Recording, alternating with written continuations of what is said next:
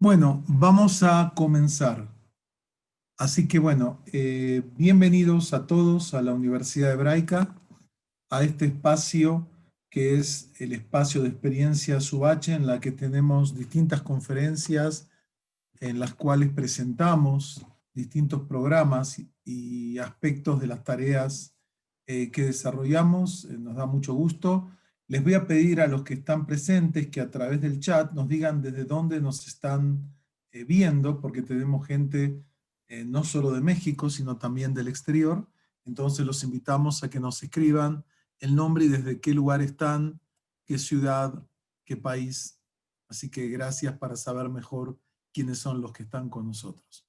En esta muy breve presentación voy a tocar un tema muy amplio, que es el tema del estudio académico del judaísmo, tareas y perspectivas. Mi nombre es Daniel Feinstein, soy el decano de estudios judaicos de la universidad y profesor titular de estudios judaicos de la misma institución, una institución de México desde la cual eh, tenemos distintos programas de grado y fundamentalmente de posgrado.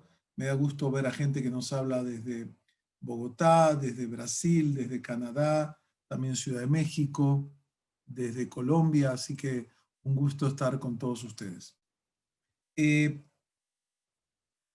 Vamos a empezar entonces con nuestro tema. Los que todavía no nos dijeron desde dónde nos hablan, por favor, nos dará gusto conocer mejor quiénes son ustedes. Yo voy a hablar de algunos de estos temas, digamos, que hacen a los estudios judaicos académicos. Y quiero empezar por este punto. Por un lado, los estudios judaicos, estamos hablando, o mejor dicho, el judaísmo y los judíos, estamos hablando de un pueblo viviente, uno de los pueblos más antiguos que sigue viviente, y como decía el gran poeta Yehuda Mihai, eh,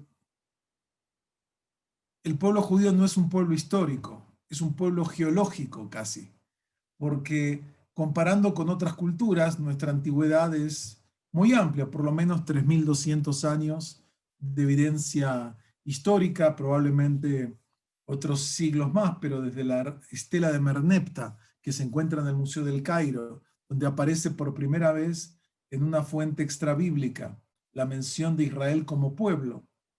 Ya tenemos entonces una presencia histórica ininterrumpida, con transformaciones, por supuesto, de 3.200 años. Entonces, por un lado, cuando uno habla del judaísmo, los judíos, estamos hablando de personas, comunidades, un pueblo que está disperso en gran parte del mundo, que tiene, digamos, distintas facetas, hay una enorme diversidad dentro del propio mundo judío. Por ahí los de afuera no lo ven, pero dentro del mundo judío hay muchas formas de vivir el judaísmo, de encararlo a nivel religioso, a nivel cultural, a nivel social. O sea, hay una enorme diversidad étnica. Hay judíos tipo, digamos, de tipo de la India, de los asiáticos, hay judíos negros de distintos orígenes, ya sea de África, de Estados Unidos, otros lugares. O sea, hay una enorme diversidad. Entonces, por un lado estamos hablando de un fenómeno viviente, y mucha gente que son judíos viven el judaísmo de distintas formas, sin necesidad de ir a cursar en una universidad estudios judaicos. Tienen una cultura viviente que se transmite en el hogar, que se transmite en las escuelas, sinagogas, etcétera, etcétera. El judaísmo también es una cosmovisión, digamos, que tiene múltiples lecturas e interpretaciones. Y también un estilo de vida, como decía, que de judíos muy observantes de los rituales y las prácticas judías, hasta judíos que su identidad judía pasa por otros elementos, a veces más intelectuales o de otra índole. O sea, por un lado tenemos el fenómeno de los judíos y el judaísmo, que es un fenómeno diverso, variable, plural. Hay alrededor de 15 millones de judíos en el mundo actualmente, 6 millones en Israel, 6 millones más o menos en Estados Unidos, y el resto dispersos por el resto del mundo. Hay 1 millón, un poco más en Europa. y el resto acá. En América Latina, más o menos 450.000 a medio millón de judíos aproximadamente como tales. Ahora, cuando hablamos de judaísmo, y acá ven una definición, el judaísmo como tal es la dimensión religiosa del pueblo judío. Israel es un pueblo nacido de la religión y junto a ella. El judaísmo histórico es la afirmación de una particularidad sacra, que es una vocación, un mandamiento y una promesa, y que en todo esta particularidad tiene una justificación universal, es decir, un Dios universal como referencia universal. Desde el capítulo 12 del Génesis y la bendición de Abraham en adelante, vamos a ver que en ti serán bendecidas todas las familias de la tierra. Benibrejú beja kol mishpejot adamá, se dice la Biblia en hebreo. Es decir, el judaísmo de sus orígenes combina este particularismo sacro del que habla Brablotsky con una visión universal de toda la humanidad. Otra forma de encarar el tema, ya no desde la visión de Brablotsky, que es un experto en religiones comparadas, sino desde una visión más demográfica, sociológica, que es el caso del profesor Sergio de la Pérgola de la Universidad Hebrea de Jerusalén, es ver que el judaísmo es un complejo multifacético de expresiones cognitivas, normativas, afectivas, de comportamiento y otras. O sea, lo judío no es una religión en el sentido occidental, en el sentido que se le da en otros casos. Es decir, muchos judíos no son creyentes. Es decir, uno puede decir, alguien puede ser católico si no es creyente en las ideas centrales del cristianismo. No. Alguien puede ser, pero en el caso del judaísmo hay gente que no es creyente y que se siente profundamente parte de la cultura y los valores judíos. Porque el judaísmo no es una religión en el sentido occidental. Hay varios libros que hablan de este tema, digamos, y que muestran que esto es simplemente algo del siglo XIX para encontrar como un vocabulario común con el mundo occidental. Pero el judaísmo no nace en Occidente, nace en Oriente y tiene otras características. Y por eso, como dice acá de la Pérgola, puede ser religión, etnicidad, cultura, organización comunitaria, grupo social, memoria personal y colectiva, folclore y mucho más, ¿no?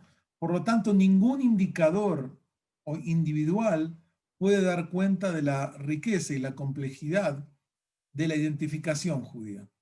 Por eso el fenómeno judío es muy amplio y a veces desde el mundo cristiano se ve al judaísmo como lo bíblico, ¿no? Lo que pasó en la Biblia, que es el origen, pero hay desarrollos posteriores que lo han transformado profundamente, ¿no? Ahora, cuando hablamos de estudios judaicos, pero voy a volver atrás para, no, después lo voy a anunciar. Quiero plantear esto. ¿De qué hablamos? Cuando hablamos no ya tanto de los judíos como un fenómeno que existe, que tiene una diversidad de formas de vida, de cosmovisión, de prácticas, sino hablamos de los estudios, cuando hablamos de los estudios judaicos académicos, estamos hablando de un estudio científico, multidisciplinario, de los distintos aspectos de la civilización judía.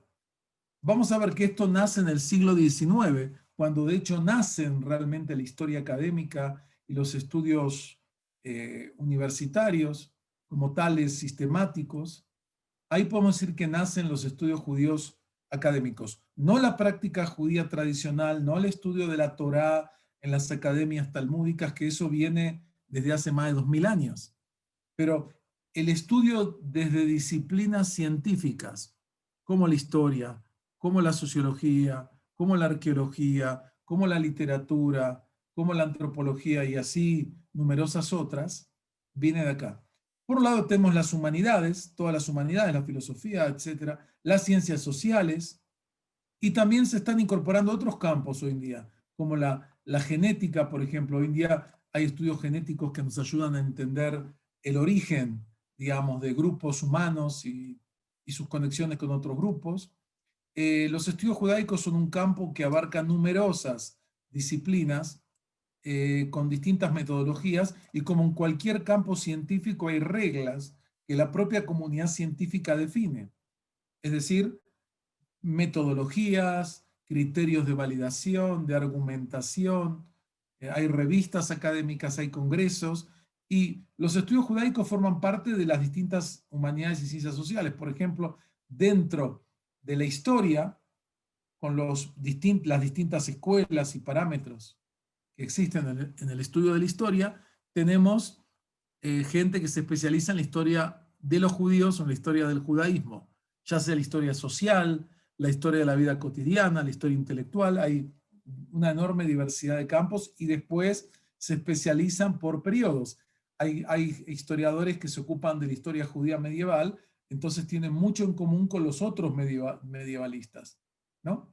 Y así sucesivamente. Es decir, estamos hablando de un campo amplio donde hay distintas comunidades epistemológicas, epistémicas y académicas que son los que definen los criterios, ¿no? Tú dices una afirmación, la tienes que publicar en una revista revisada por pares académicos, etcétera, etcétera. O sea, uno de los campos más antiguos, por ejemplo, son los estudios bíblicos, que no era un campo solo del mundo judío, también el mundo cristiano desarrolló una enorme diversidad de metodologías, enfoques, y hay importantes biblistas, digamos, empezando en el mundo protestante, después también en el mundo católico y por supuesto en el mundo judío. Hay por supuesto discusiones y debates como en todos los campos científicos, ¿no? Están los que son más con posturas más tradicionales, los posmodernos, los poscoloniales, o sea, las mismas discusiones que se dan en las distintas disciplinas actualmente, en las humanidades y en las ciencias sociales, esas mismas discusiones también se dan en el interior de los estudios judaicos. Como les decía, el origen empieza en Alemania con algo que se va a llamar una Die Verein für die Wissenschaft des Judentums, la Sociedad para el Estudio Académico del Judaísmo, que se funda en 1819 en Alemania y que empieza con jóvenes judíos que habían estudiado o estudiaban en universidades, algunos alumnos de figuras como Hegel y otros, que quieren empezar a también interpretar el mundo judío a la luz de las nuevas herramientas académicas. Esto se desarrolló primero en Europa, en Alemania, en Francia, en Austria, en otros lugares también. Después, fundamentalmente en Estados Unidos e Israel, que hoy en día son los principales centros. Si bien en Europa, en todas las universidades importantes, Cambridge, Oxford, la Sorbona, la Universidad de Moscú y en las universidades italianas, en gran parte de Europa uno va a encontrar cátedras que estudian distintos aspectos de lo judío. Hoy en día los centros donde hay más desarrollo de estudios judaicos son las universidades de Estados Unidos, que hay unas 800 cátedras de estudios judaicos, en algunos casos centros, como en Israel, donde todas las universidades, prácticamente salvo las tecnológicas, tienen importantes departamentos de estudios judaicos muy diversos, como decía, desde la Biblia hasta el siglo XX.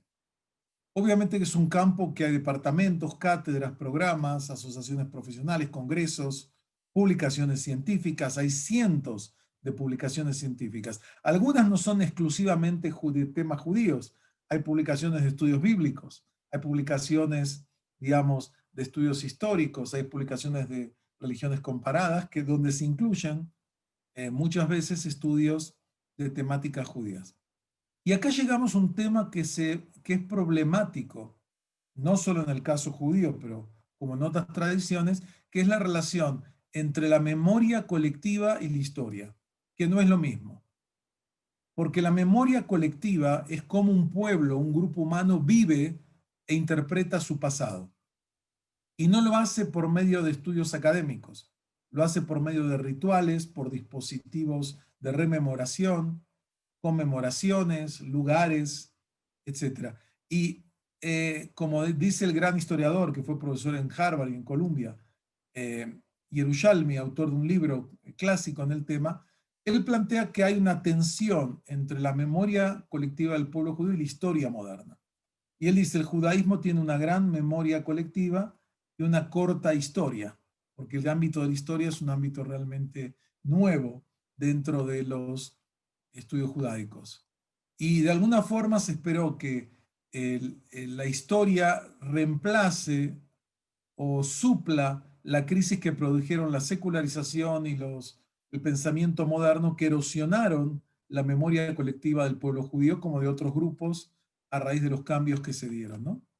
Esto genera una crisis y como dice Yerushalmi, la historiografía comienza a partir de la asimilación de la modernidad y se esperaba que tal vez el historiador reemplace a la tradición, pero no se puede reemplazar la tradición. Y como dice acá, la historiografía judía moderna nunca podrá sustituir a la memoria. La puede enriquecer, la puede matizar, le puede dar contexto, pero no puede reemplazar esa tradición y esas reinterpretaciones. Ahora, para que ustedes vean un poco solamente una faceta del ámbito del mundo de lo judaico, este cuadro que tengo acá muestra algunos de los desarrollos de las fuentes judías, tanto si ustedes ven arriba de todos, dice las fuentes clásicas del judaísmo, y aquí tenemos un eje temporal del año 1000 antes de la era común a 1980, que es cuando, un poco 90, cuando se hizo este cuadro. O sea, estamos hablando de, como les decía, acá de 3000 años, por lo menos. Y acá podemos situar algo que dividen algunos de los historiadores de la historia intelectual, las fuentes clásicas, es decir, las fuentes primarias del judaísmo. Arriba, la segunda columna habla de filosofía y la tercera habla de mística. Por supuesto que las categorías de filosofía y mística son categorías externas al mundo judío propiamente dicho, que son nombres que usan los investigadores para caracterizar determinados tipos de pensamiento y estructuras como tales. Entonces, si ustedes se fijan en este desarrollo, nosotros tenemos acá las fuentes primarias, obviamente la Biblia, que estamos hablando de un proceso de como 1000 años entre los textos más antiguos y los últimos, y todo un complejo proceso de redacción, edición, que nos hizo llegar al texto bíblico que tenemos. Hablo de la Biblia hebrea, pero se podría agregar también la Biblia cristiana, ¿no? Que agrega una serie de textos, y, tanto en la parte llamada del Antiguo Testamento como después particularmente el Nuevo Testamento. Tenemos la literatura apócrifa y pseudoepigráfica, que se le da varios nombres, que es la literatura que no ingresó a la Biblia, los libros que no ingresaron a la Biblia hebrea. Algunos ingresaron al canon católico, como el libro de Judith, como los libros de los Macabeos, pero eso ya es otro tema más complejo para ver. Y después tenemos, que esto es muy importante en la experiencia judía, porque mucha gente que ha estudiado, ya sea en el marco cristiano o católico, pueden conocer esto. Pero con esto no conoces el judaísmo. Si te quedas en la Biblia y solamente la literatura apócrifa del periodo llamado el Segundo Templo, o el periodo intertestamentario, como algunos lo llaman, u otros nombres, si uno no conoce el mundo del Talmud y la literatura midrashica, no conoce el mundo del judaísmo. O sea, si alguien quiere conocer el mundo del judaísmo, tiene que conocer la literatura rabínica y sus interpretaciones. Si no, no se puede conocer el mundo judío, porque ha sido el prisma, digamos, dominante, no único, pero dominante, de cómo los judíos se aproximan a la Biblia, se aproximan a las prácticas judías, y acá hablamos también de una literatura de 500 años, ¿no? Entre esta literatura, que paralelamente comienza también toda la literatura litúrgica, que también va a tener impacto también después, también en la liturgia cristiana, y después, inclusive en la literatura islámica como tal. Y después tenemos que siguen acá una serie de líneas, la responsa, que es toda una literatura de jurisprudencia de la ley judía, los códigos rabínicos y los comentaristas, tanto de los textos bíblicos legales como de otro tipo. Ahora, si vamos a la derecha, vamos a ver que hay tres columnas que hablamos ya de la filosofía, tres momentos centrales de la filosofía judía helenística, donde hay la figura más descollante, conservada, por las fuentes cristianas, es el gran Filón de Alejandría, del siglo I. Posteriormente no hay una continuidad y viene la filosofía judía medieval, que se va a desarrollar fundamentalmente en el marco del mundo islámico y todo el desarrollo científico, cultural que va a tener el Islam, y donde la gran mayoría de los judíos van a vivir, digamos, del siglo octavo al siglo XIII de nuestra era, y después también va a pasar al mundo cristiano.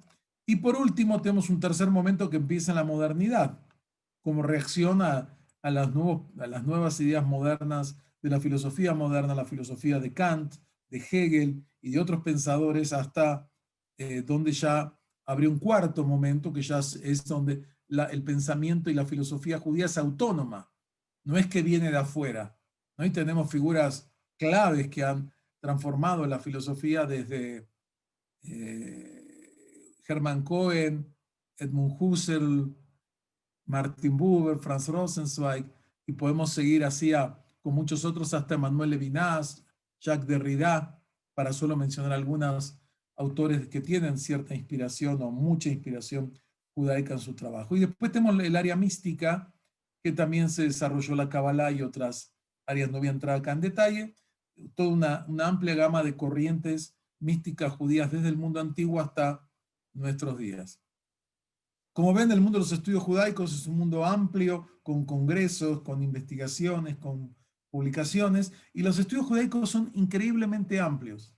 Van desde la Biblia al cine, de la filología clásica, lingüística, histórica, etcétera, hasta los estudios de género actualmente, reinterpretar la conformación de la masculinidad, de la feminidad, de la familia, etcétera. Va desde la historia en sus formas más tradicionales de archivos hasta la psicohistoria, que algunos quieren entender, digamos, las características colectivas de la psicología grupal. Va desde las artes, porque hay todo un desarrollo artístico del judaísmo, a pesar de las prohibiciones de representación, a la etnomusicología, ¿no? Que estudia cómo la cultura, la identidad se refleja en la música, desde la antropología, como dijimos, tanto cultural como de otro tipo, hasta la genética en la actualidad. Desde la filosofía a la teología, ¿no? Una combinación muy cercana y muy más común. De la literatura, porque existe una riquísima literatura judía y hebraica en muchas lenguas y con una enorme diversidad, a las religiones comparadas y cómo se puede estudiar el fenómeno judío, ¿no? Maestro de saltear. Ahora, ¿cuál es la tarea? ¿Cuál ha sido o cuál es la tarea de los estudios académicos en el mundo judío? Pero antes de esto, voy a darles ejemplos para que vean, después esto volvemos acá al final. Y voy a empezar con esta persona que fue un maestro mío, un mentor mío que falleció la otra semana, el profesor Shalom Paul de la Universidad Hebrea de Jerusalén, un extraordinario biblista muy famoso, era uno de los editores de la colección académica de los rollos del Mar Muerto también y los escritos, digamos, del desierto de Judea.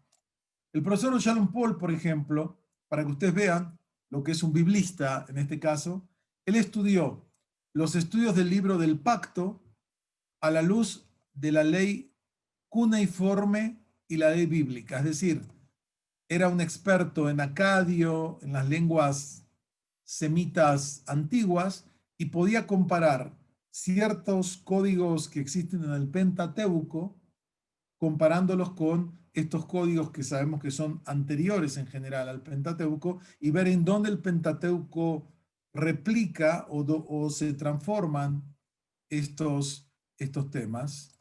O, por ejemplo, su gran comentario al libro de Amós, uno de los profetas, digamos, menores por el tamaño, llamado así, aunque no es un libro, no es tan menor, un libro fundamental. Bueno, Shalom Paul en esta serie que se llama Armeneia hace un comentario crítico apasionante donde se ve la lingüística, la historia, el contexto arqueológico, y nos explica como pocos quién fue el profeta Amós, cuándo vivió, cuál fue su mensaje, cómo entender tanto su lenguaje como las referencias que hace de todo tipo.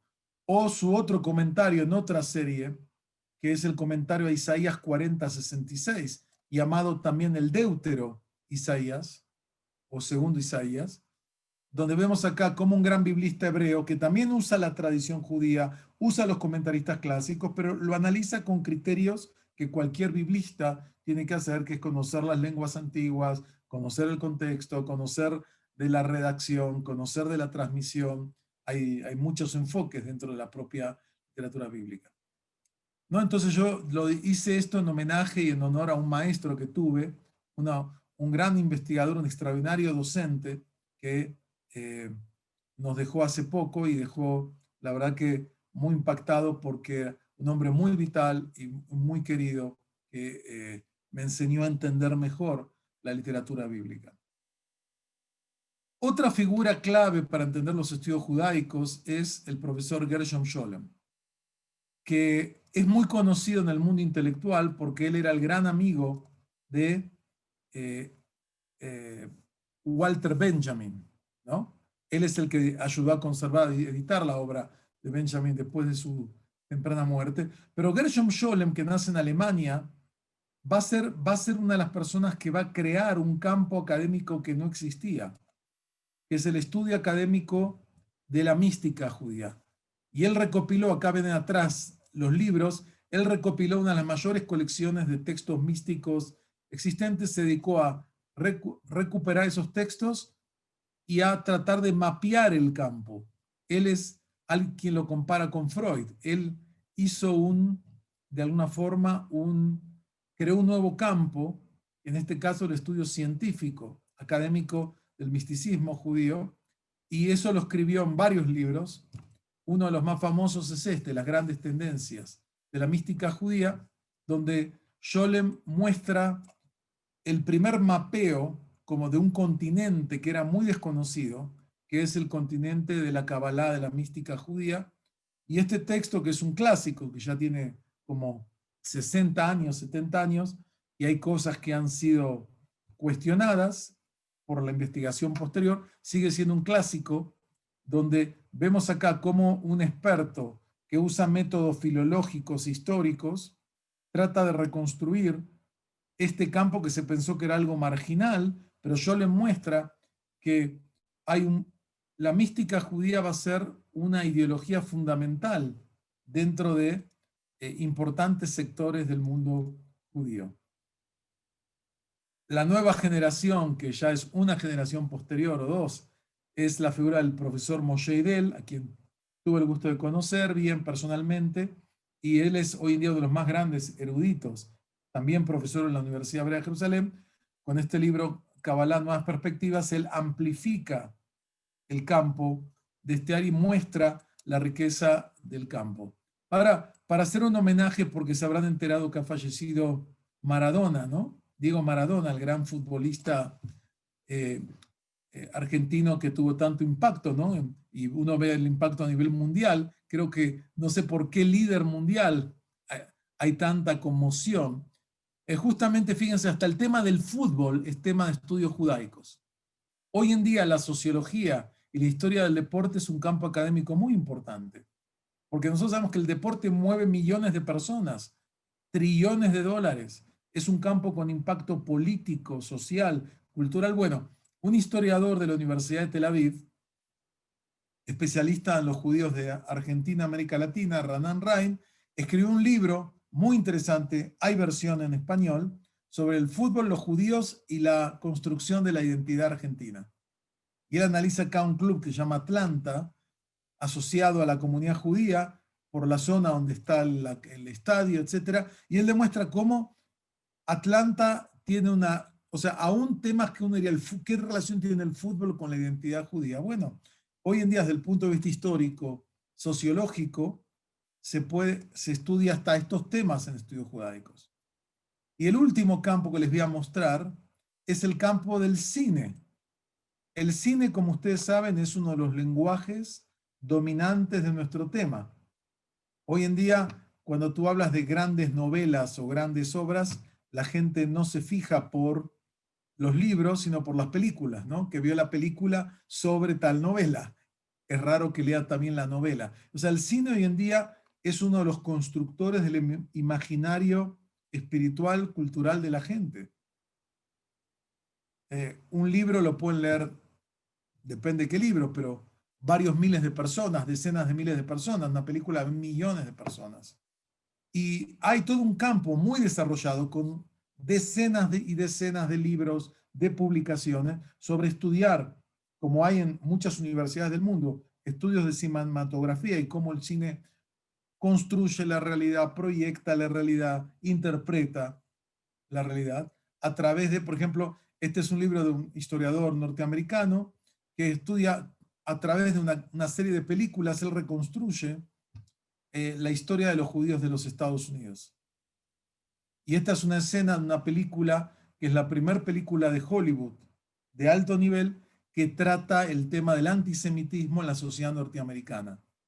Se llama Gentleman Agreement o La luz brilla para todos en español, con este actor que era la figura top de Estados Unidos en su momento, que era Gregory Peck, un gran actor norteamericano. Pero en la obra él hace un análisis tanto cinematográfico como de historia social de este tema.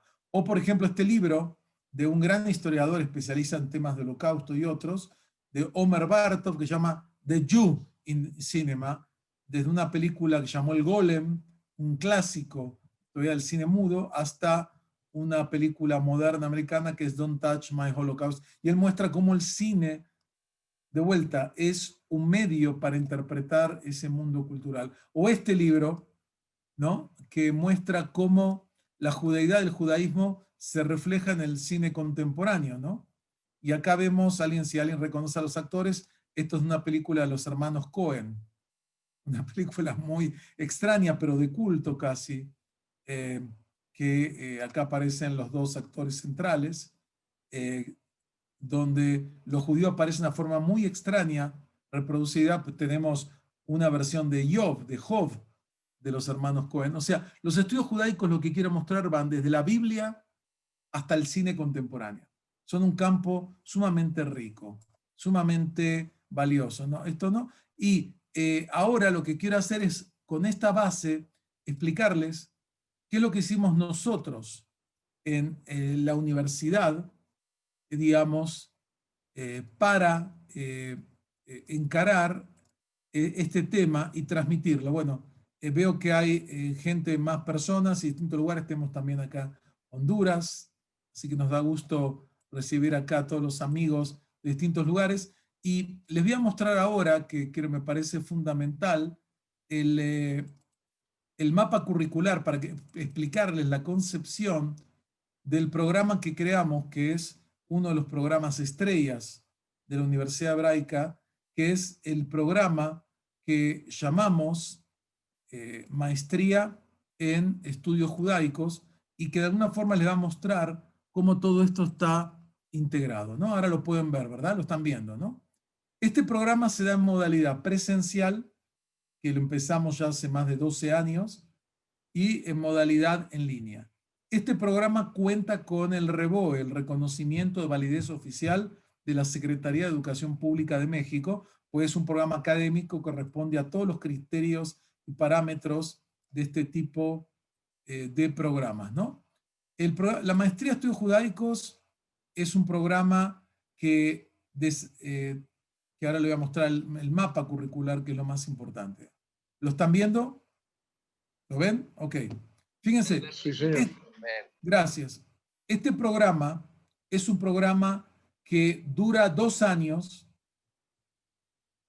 y que está estructurado. Es un programa que hicimos con un equipo multidisciplinario de especialistas, tanto de Israel, de México, de Estados Unidos, de Alemania. Es un programa que está ordenado en 3 ejes. Un eje histórico, historiográfico, un eje literatura y pensamiento, y un eje que llamamos líneas de investigación contemporánea. Este programa, como ustedes pueden ver, tiene 4 unidades. Cada unidad equivaldría a 4 asignaturas o 5 asignaturas normales, porque es un programa interdisciplinario. Y si ustedes se fijan, simplemente como ejemplo, el primer semestre vemos el eje histórico, historiográfico, introducción metodológica, la periodización, el contexto, las principales coordenadas históricas, políticas, económicas y sociales del pueblo de Israel en el mundo antiguo. A nivel de literatura vemos básicamente, se ve algo del contexto de la literatura, digamos, egipcia, mesopotámica, y fundamentalmente lo que se estudia es la literatura bíblica, con distintas perspectivas. La literatura bíblica, el Pentateuco, la literatura profética, la literatura sapiencial, la literatura, digamos, quién es el Dios bíblico. Se profundizan temas como la arqueología y la Biblia, en qué medida chocan o se complementan, vemos distintos enfoques, el tema del monoteísmo como tal. Todo esto se ve, es la primera parte del primer semestre. El segundo semestre vemos la época llamada del Segundo Templo, que va desde más o menos el año 520 antes de la era común hasta, digamos, la destrucción del Templo de Jerusalén en el año 70. Y acá también se ve todo el contexto, la época greco-romana, ¿no? Y esas coordenadas y cómo surge el judaísmo como tal. Y acá se ve temas como la cultura helenística, Filón de Alejandría, la literatura apócrifa, Flavio Josefo, los rollos del Mar Muerto. Tenemos como profesor visitante permanente nada menos que al curador de los rollos del Mar Muerto, el doctor Adolfo Reutemann, un amigo y colega de muchos años. Él es profesor permanente visitante y salvo este año por la pandemia, él cada año nos visita y este año vamos a hacer algo en línea con él, dado que no pudimos hacerlo personalmente. Entonces también trabajamos eso, se ve también obviamente el origen del Nuevo Testamento, distintos temas, etcétera, de acá, y temas que se profundizan, judaísmo, helenismo, sectas y grupos, digamos, los orígenes del judaísmo, el cristianismo primitivo, son temas que se ven en este programa. En la unidad 2, que ya es el segundo semestre, lo que vemos es la literatura, el periodo, digamos, rabínico y el periodo medieval, ¿no? Y acá se ve todo el tema, de vuelta, el contexto judío en el mundo cristiano, en el mundo islámico, los distintos temas desde lo que es España, el mundo árabe, Europa, que se va formando. Acá se ve todo el desarrollo de la literatura rabínica. Es una época de una enorme creatividad, la Edad Media, la filosofía judía, la mística judía, la poesía hebrea medieval, los códigos, la teología judía es una época muy rica. Y acá hay temas que se van profundizando y que dependen a veces de profesores visitantes que tenemos en particular o seminarios que tenemos. Ahora, antes de seguir, le quiero explicar cómo funciona nuestra maestría. Es un programa totalmente en línea, es un programa reconocido oficialmente, es un programa multidisciplinario que tiene una perspectiva de larga duración y se estudia a través de dos dispositivos, la plataforma y los webinars. Tenemos una plataforma donde los alumnos acceden y hay videos breves que tenemos grabados especialmente, todas las lecturas que se requieren para trabajar, la mayoría en español, algunas en inglés también. Tenemos también un tutor o tutora que acompañan y que dan la retroalimentación a las tareas que se van haciendo. Y eso requiere una dedicación de entre 12 y 14 horas semanales para poder ir trabajando, ¿no? Porque tiene mucho que ver con, como todos los programas de educación a distancia, de tener la voluntad de ir estudiando acá. Pero para hacer el aprendizaje más significativo, tenemos cada semestre entre 5 y 8 webinars, que son clases en tiempo real, como ahora, sería lo mismo, con el profesor y los participantes, donde se puede preguntar, comentar, interactuar y preguntar temas que no quedaron claros. Es decir, esos son los dos dispositivos que tenemos en nuestra maestría en línea. Entonces, tienes la plataforma donde que tú trabajas cuando quieres. No tienes un horario, lo puedes hacer a la hora que quieras. Tienes sí que ir cumpliendo los ritmos. Hay que entregar tal trabajo en tal fecha. Pero si lo haces un día antes o 2 semanas antes es tu tema. Eso depende de cada uno, se autorregula. Entonces, esos son los dos, digamos, dispositivos que tenemos en la maestría en línea. En la maestría presencial, para los que están en la Ciudad de México, tenemos también la plataforma, pero se agregan las clases presenciales. Y tenemos los seminarios con grandes especialistas que vienen, que traemos a México, de Israel, de Estados Unidos, de Argentina u otros países, o de México mismo, para dar seminarios de 2 días más intensos, que ahora los vamos a hacer en línea, ya este semestre todavía no va a estar normalizado por lo que vemos este semestre. Y termino el programa para presentar y abrir el tema a vuestras preguntas y comentarios. La tercera unidad es el judaísmo moderno, que va de la época de vuelta de 1700 a la Primera Guerra Mundial, de vuelta a todo el contexto de la modernidad, las transformaciones políticas, culturales, económicas. Acá se ven temas de pensamiento como el hasidismo, que es una de las últimas corrientes místicas, el pensamiento judío de la modernidad, de Spinoza, Moisés Mendelssohn, la ilustración y su impacto, los nuevos textos, las nuevas corrientes religiosas que surgen en el judaísmo, y acá se ven distintos temas que se profundizan. Y el último semestre, lo que vemos es de la Primera Guerra Mundial a la actualidad, de vuelta, grandes cambios, grandes cataclismos, la Primera Guerra Mundial, la Europa entre guerras, el mundo, digamos, de las Américas, la Segunda Guerra Mundial, el Holocausto, la creación del Estado de Israel, las comunidades judías del mundo, todos esos temas históricos, las migraciones, todos esos temas se ven acá. A nivel de pensamiento, acá es muy rico porque trabajamos a muchos de los principales pensadores judíos, desde Hermann Cohen, Franz Rosenzweig, Martin Buber, Abraham Yeshua Heschel, el rabino Soloveitchik, el Rav Kook, hasta Manuel Levinas, ¿no? Por lo menos son los pensadores principales, y algunos otros, por supuesto, que tienen estos temas. Y temas se ve mucho, también se ve literatura judía contemporánea y moderna. O sea, hay tareas que son elegir libros y escribir reseñas sobre libros tanto de literatura como de ensayística que ofrecemos para estos temas.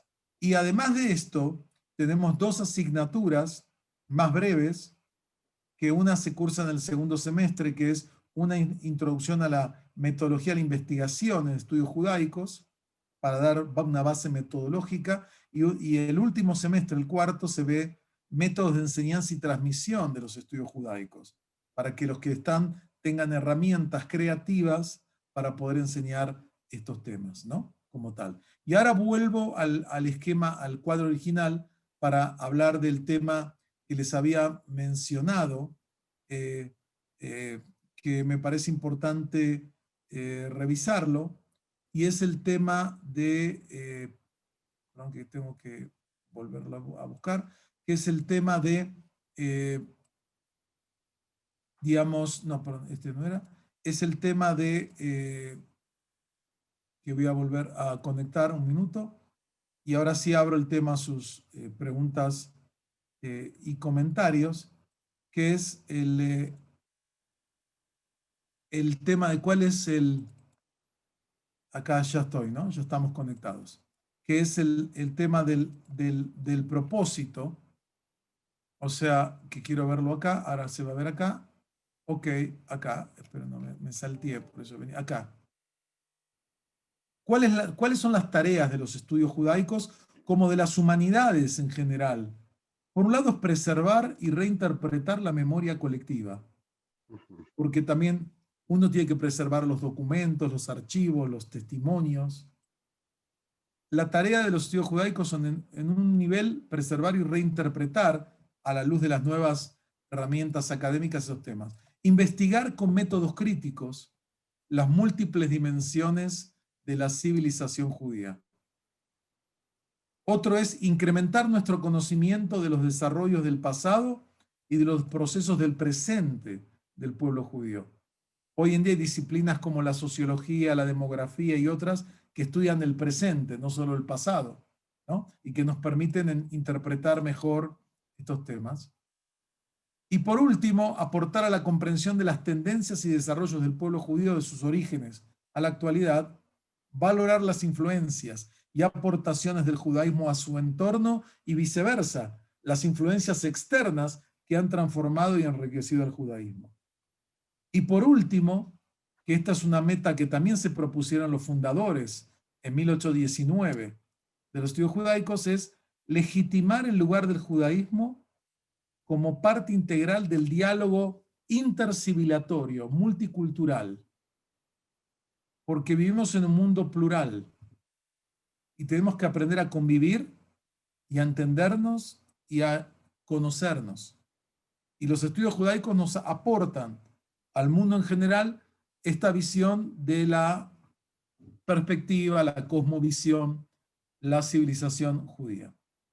Así que básicamente esta es la presentación y ahora sí abro. Si hay preguntas, por favor, pueden ir, voy a ver si escribieron, pueden escribirlas en el chat para que podamos, acá. Alguien pregunta, acá alguien ya nos dice gracias del programa, tenemos gente, me preguntan el perfil del egresado. Bueno, el egresado sale con una perspectiva amplia y les voy a hacer una confesión. Yo tengo colegas y amigos que estudiaron distintas disciplinas y que a veces se pueden escribir temas judaicos. Y como no cursaron nuestro programa o alguna educación equivalente, se nota que no conocen el tema a fondo, que hablan en forma superficial o no entienden que hay procesos que tienen 1000 años y ellos los han... O sea, se nota quién conoce de adentro y quién no. Lo que este programa ofrece es ese conocimiento. No hace falta ser judío para nada, eso que quede claro. Nosotros tenemos alumnos para darles el perfil. Sacerdotes católicos, alumnos, pastores evangélicos, rabinos ortodoxos, y en el interín tenemos académicos de distintas disciplinas, desde la Biblia, la historia, el psicoanálisis, la literatura. Tenemos gente que tiene un interés por conocer y tratar de entender los valores o el contexto judío del cristianismo o entender los valores de la ética judía. O sea, tenemos un público muy diverso.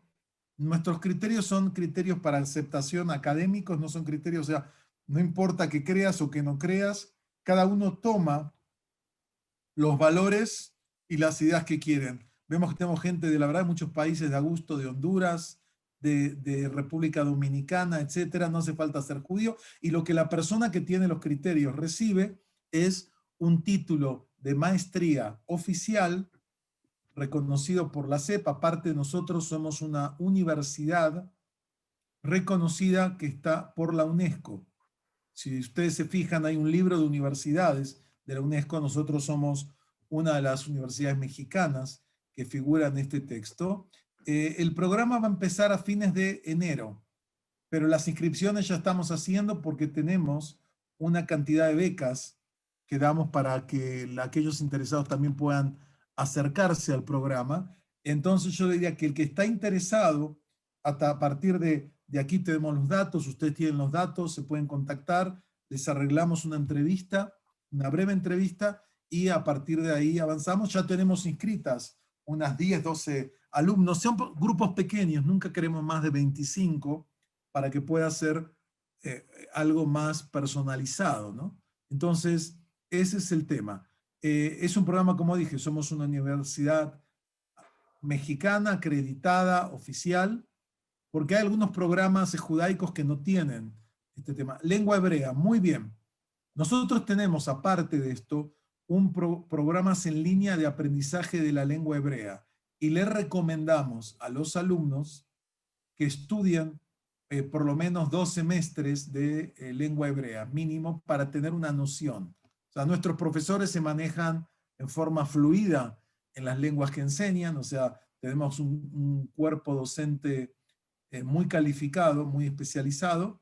Recomendamos que todos, no es obligatorio el hebreo como tal ahora, lo recomendamos que sí todos estudien porque tú tienes que, para conocer una cultura, hay que conocer su lengua, ¿no? O sea, si no te queda, te falta poder, es lo que decía el gran poeta Haim Nachman Bialik, el gran poeta hebreo moderno, Bialik decía que leer un texto traducido es como besar a través de un velo, ¿no? Te falta el contacto directo.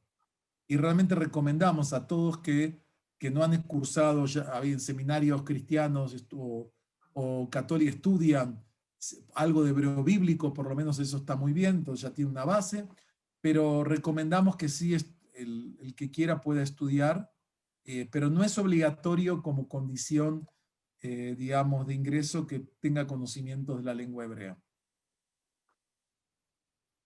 Entonces, aquellos que estén interesados, y nos dará mucho gusto que se incorporen a nuestro programa, tienen que, digamos, acercarse a la brevedad porque nos quedan los últimos lugares de becas, porque tenemos un cupo limitado, lamentablemente, para poder ofrecer estas becas de estudio. Alguien pregunta acá, que es una buena pregunta, o sea, el enfoque no es solamente histórico. Yo por ahí no fui claro. Hay un eje que es histórico, historiográfico, pero hay un eje que es más teológico, digamos, analítico, ¿no?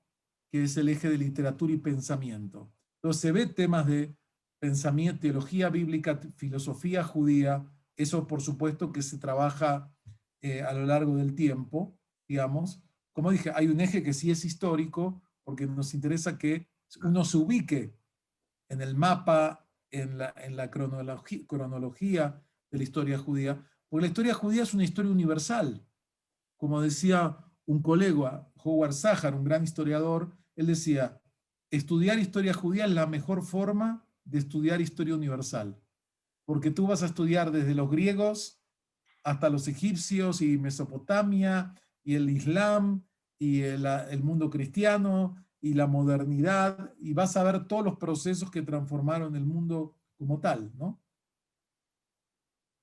Acá ya está, lo pueden ver en el chat, Ana Flores, la directora de comunicación, puso ahora dónde está el sitio web donde pueden consultar para ver, averiguar del programa. O sea, aquellos que les interesa tener un panorama general, amplio, multidisciplinario, porque les explico algo, cuando investigamos para crear este programa, checamos las principales maestrías que había en el mundo de estudios judaicos.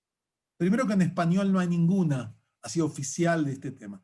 Segundo que las maestrías en general son de especialización. Una maestría en historia, una maestría en Talmud, una maestría en estudios bíblicos. La nuestra no es así. La nuestra es multidisciplinaria. Tú vas a estudiar de la Biblia a la filosofía judía postmoderna, desde la historia medieval hasta la historia posterior. ¿Está claro? Entonces, esto es nuestro programa, que es una forma de traducir lo que dije antes. ¿Cómo se encaran los estudios judaicos académicos? Bueno, nuestro programa traduce estos conceptos, estas ideas, en un programa concreto, ¿no? Lo de las visitas académicas depende. Nosotros estamos este año firmando 4 convenios académicos con universidades de Israel de colaboración. Estamos explorando nuevos. Eso depende, ¿no? Va a depender de qué área temática, qué convenio, ¿no? Nosotros también, en principio, los estudios ahora son en línea. Si alguien cursó estudios universitarios de estas disciplinas, se podría ver la posibilidad de reconocimiento. Gracias, Juan Camilo, por el comentario. ¿Algo más que quieran preguntar al respecto? Porque tenemos ahora otra conferencia en 2 minutos. Bueno, los que quieran pueden explorar en nuestra página web para ver más detalles del programa, y si están interesados, lo único que les pido es que se apuren, porque yo supongo que en diciembre vamos a acabar las becas que tenemos pendientes. Tenemos unas 6, 7 personas que están ya a punto de registrarse, y calculo que eso es lo que nos va a quedar. Entonces, el que está interesado y quiere aprovechar esta oportunidad en estos tiempos tan distópicos de la pandemia y de la crisis, poder dedicarse a explorar un campo que es fascinante, porque les voy a decir algo, nuestro público es muy diverso, nuestros alumnos son muy diversos, desde un misionero católico que está en una sierra de Guerrero, hasta un rabino ortodoxo en una ciudad importante del Cono Sur, hasta un académico de Uruguay o alguien digamos, de Brasil. Tenemos alumnos de más de 14 países. Tienen algo en común todos. Todos tienen un gran interés y una pasión por aprender y enriquecerse. Y les puedo decir algo más que es empírico. 300 alumnos en 12 años de distintos programas me lo demuestran. Todos nuestros alumnos crecen intelectualmente, culturalmente y espiritualmente. El que entró en este nivel va a terminar acá. El que entró en este nivel va a terminar acá. El que entró en este nivel, todos, cada uno se apropia de acuerdo a su ritmo, a sus intereses, pero eso no es teoría, es concreto, ¿no? Por eso dije, hay becas económicas, hay exámenes, hay tareas que hacer, son tareas puntuales que se van subiendo a la plataforma, hay a veces algunos trabajos más completos, todo eso se los explicamos en la marcha, ¿no? Pero sí hay becas económicas. Así que bueno, me da mucho gusto que nos acompañaron, los invitamos a acercarse a la Universidad Hebraica, estén donde estén, y los saludo entonces a todos. Los datos económicos yo no los manejo, la gente de inscripción les va a dar toda la información, y como les decía, tratamos de ser accesibles para que la mayor parte de la gente pueda estudiar. Y hasta ahora casi nadie se ha quedado fuera por un tema económico, ¿no? Porque buscamos que todos puedan acercarse a este tema. Así que bueno, un gusto que nos acompañen, y los saludo con un cordial shalom, el saludo judío tradicional, que no es paz, es mucho más que paz. Shalom es plenitud. De shalem, la raíz es shalem, completo, pleno. Entonces, los saludo a todos con shalom, cuídense mucho y ojalá que nos volvamos a ver en otros marcos. Así que gracias a todos y buenas tardes. Doctor, bendiciones, gracias. Bendiciones a todos.